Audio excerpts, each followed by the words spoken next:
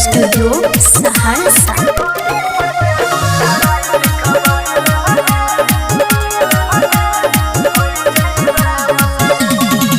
आगे बिहट बजरिया से ली है होठ लाली,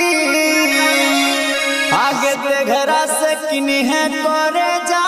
कान बाली, आगे बिशनपुर से किनी है कारी रंग सरिया, पिन्ही पिन्ही घूमल करी है अगर पूरा आगे बजरिया,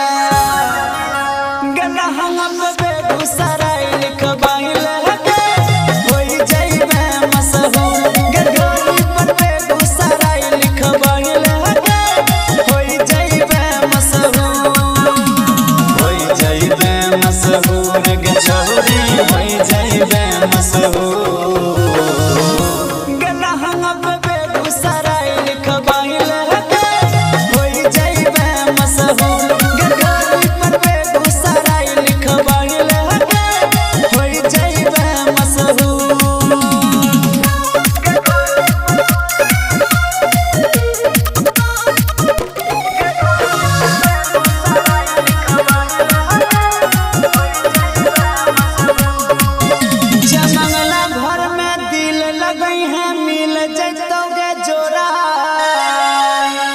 खूबे प्यार करतो हमर गाँव वाला छौरा,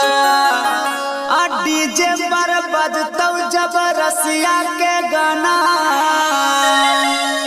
लाहे लाहे कमर हिलई है तो सब दीवाना, गलहंगा पे बेगूसराय लिखवाइल होई जइबे मशहूर, गगोरी पर बेगूसराय लिखवाइल होई जइबे मशहूर, होई जइबे